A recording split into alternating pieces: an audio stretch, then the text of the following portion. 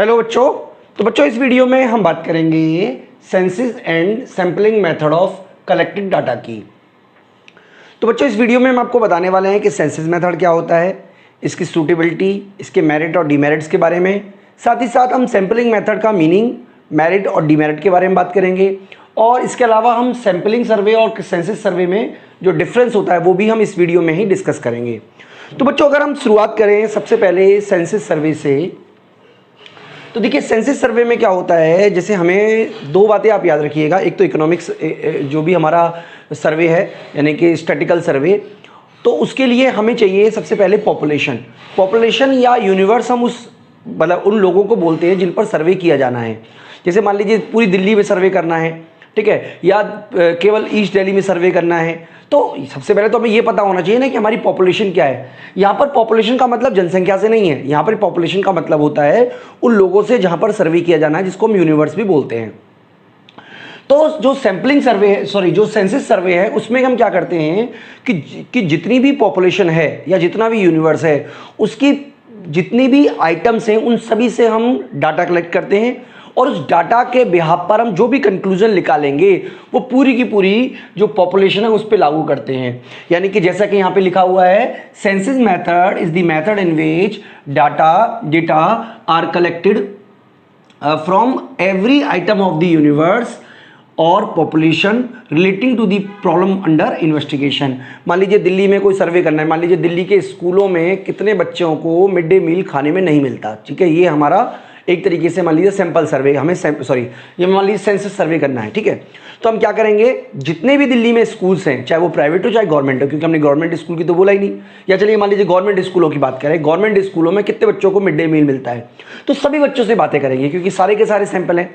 अगर मान लीजिए हम इसी को एक कर लेते हैं किसी पर्टिकुलर एरिया से रिलेटेड, मान लीजिए हम ये कहते हैं कि ईस्ट दिल्ली के कितने सरकारी स्कूल हैं जिसमें मिड डे मील बच्चों को मिलता है या नहीं मिलता, हमें ये सर्वे करना है। तो अगर हम सेंसिस मेथड का चुनाव करेंगे तो हर बच्चे को चुनेंगे, मतलब हर एक आइटम को चुनेंगे जो कि हमारा जो यूनिवर्स है उसमें हो, ठीक है बच्चों। तो ये हमें समझना है, यानी कि census method is the method in which data are collected from every item of the universe. हर व्यक्ति से पूछेंगे और उसके बेस पर डाटा निकालेंगे। तो ये सूटेबल कब है, ये सूटेबल तब है जब एरिया ऑफ इन्वेस्टिगेशन बहुत ही लिमिटेड हो। अगर एरिया ऑफ इन्वेस्टिगेशन बहुत बड़ा है तो ये तरीका जो है वो सही तरीका नहीं कहा जा सकता। इसके अलावा बच्चों दूसरा जो इसके लिए जरूरी है कि जब इंटेंसिव स्टडी ऑफ पॉपुलेशन जरूरी है, यानी कि गहन अध्ययन जरूरी है। मान लीजिए स्कूल्स में बच्चों का सर्वे करना है और ये पता करना है किसको सब्जेक्ट की नॉलेज है, किसकी सब्जेक्ट की नॉलेज नहीं है, तो दो लोगों से पूछ के तो हम पूरी की पूरी क्लास के बारे में कंक्लूजन नहीं निकाल सकते ना।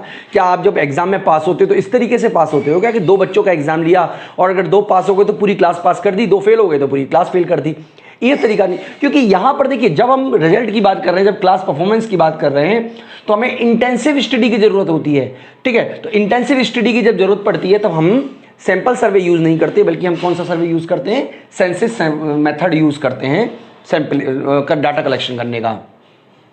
इसके अलावा जब हमें हाई डिग्री ऑफ एक्यूरेसी चाहिए और ज़्यादा रिलायबिलिटी चाहिए तब हमें सैंपल सर्वे का यूज़ नहीं करके हम केवल सेंसिस सर्वे का ही यूज़ करते हैं। जैसे मान लीजिए देश में प्रधानमंत्री का चुनाव करना है तो 100 लोगों से पूछ के तो प्रधानमंत्री का चुनाव नहीं कर सकते ना।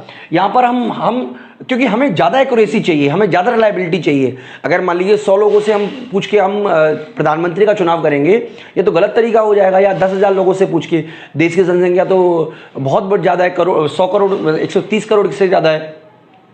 तो इस तरीके से अगर हम टेक्निकली इसको समझें तो जहां पर हाई डिग्री ऑफ एक्यूरेसी चाहिए और रिलायबिलिटी चाहिए वहां पर हमें सेंसिस मेथड का यूज करना चाहिए या किया जाता है।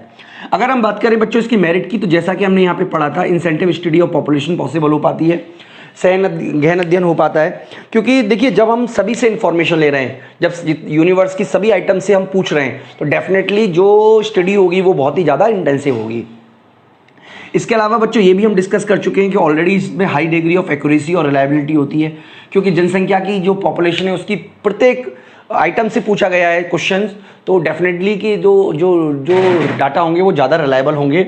और इसमें जो बाइसनेस है उसकी जो चांसेस है वो काफ़ी कम होते हैं, क्योंकि सभी अपनी इन्फॉर्मेशन दे रहे हैं, तो जो बाइसनेस है वो डेफिनेटली काफ़ी कम हो जाएगी।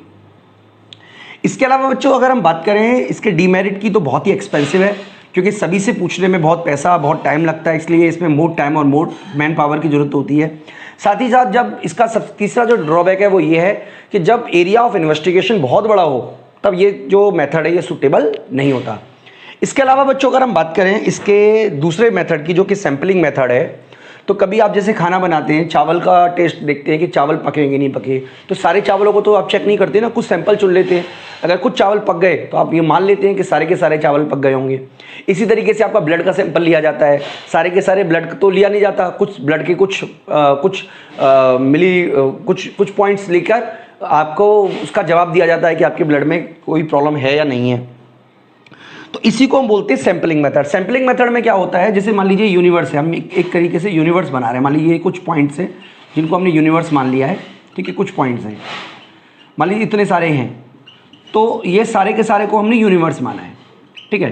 तो सेंसस मेथड में तो हम क्या करेंगे, सभी से डाटा कलेक्ट करेंगे, लेकिन सैम्पलिंग मेथड में हम क्या करेंगे, इनमें से कुछ चुनेंगे जो रिप्रेजेंट करती हैं पूरी की पूरी पॉपुलेशन को। हम ये मान लेते हैं कि ये पॉपुलेशन के रिप्रेजेंट करती है, ठीक है। ये डिफरेंट डिफरेंट एज ग्रुप के हो सकते हैं, डिफरेंट डिफरेंट एज सेक्स के हो सकते हैं, या कोई भी अलग अलग क्राइटेरिया हो सकता है। उसके बारे में हम आगे बात कर लेंगे जब हम सैम्पलिंग मेथड के डिफरेंट डिफरेंट मेथड बताएंगे। फिलहाल आप ये समझ लीजिए कि इस वाले मेथड में जैसे 1 2 3 4 5 6 आइटम हमने चुनाव किए और 6 के बेस पर जो भी कंक्लूजन हुआ वो पूरे के पूरे यूनिवर्स पे हमने लागू कर दिए। तो इस तरीके का जो मेथड होता है उसको हम बोलते हैं सैम्पलिंग मेथड। यानी कि the sampling method is the method in which some representative item of population are selected and data collected from these items are used to draw conclusion. तो देखिए क्या क्या कंक्लूजन में पहला क्या आता है। तो सबसे पहले हम बात करें अगर सूटेबिलिटी की, तो सबसे पहले when the area of investigation is large तब ये सूटेबल है। हम ऑलरेडी समझ चुके हैं कि जो सेंसस मेथड होता है वो बड़े एरिया के लिए सूटेबल नहीं है, लेकिन जब सैम्पलिंग मेथड की बात करें तो वो बड़े एरिया के लिए भी सूटेबल होता है।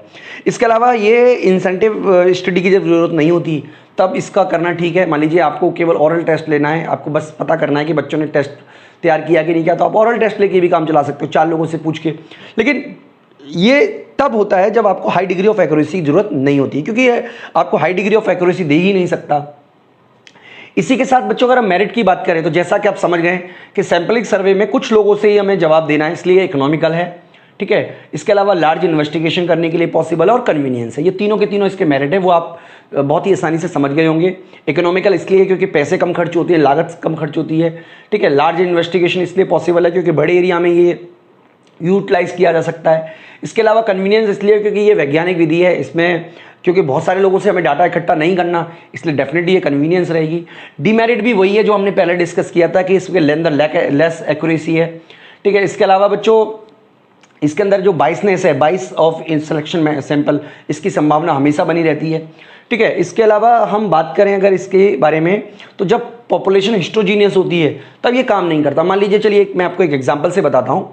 मान लीजिए आपने कुकर में चावल बनाए, चावल के साथ दाल बनाई, दाल भी 10 तरीके की दाल बनाई है, ठीक है। दाल के अलावा आपने क्या किया, कुछ और भी चीज़ें डाल दी हैं जो थोड़ी सी, कुछ ऐसी भी होंगी जो बहुत देर में पकेंगी, कुछ ऐसी होंगी जो बहुत जल्दी पक जाएंगी। तो यहाँ पर आप कुछ पॉइंट उठा के, यानी कि कुछ चावल के दाने को उठाकर आप ये नहीं कह सकते कि सारे के सारी चीज़ें पक गई हैं, ठीक है। तो ये आने का मतलब ये हुआ कि जब मान लीजिए डिफरेंट तरीके के लोग होते हैं तो उस जगह अगर हम सैम्पलिंग मेथड का यूज़ करके कोई कंक्लूजन निकालते हैं तो वो सही तरीका नहीं माना जाता। हालांकि उससे भी बचने के कुछ तरीके हैं, वो हम आगे डिस्कस करेंगे वीडियो के थ्रू ही।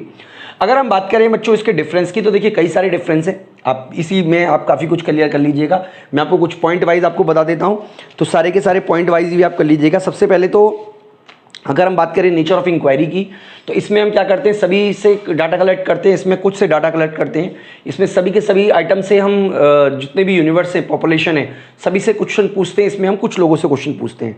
इकोनॉमिकली की बात करें, सेकंड पॉइंट है हमारा, तो डेफिनेटली ये इकोनॉमिकल मेथड है, sampling method is economical method, जबकि जो सेंसस मेथड है वो एक्सपेंसिव है, ठीक है। इसके अलावा अगर हम बात करें जो रिलायबिलिटी और एक्यूरेसी किस में ज़्यादा होती है, तो डेफिनेटली सेंसस मेथड में एक्यूरेसी और रिलायबिलिटी दोनों ही कम होती हैं, जबकि जो सेंसस मेथड होता है, सॉरी मैंने अगर सैम्पलिंग मेथड में रिलायबिलिटी कम होती है, एक्यूरेसी कम होती है, जबकि सेंसस मेथड में रिलायबिलिटी और एक्यूरेसी दोनों के दोनों ज़्यादा होती हैं।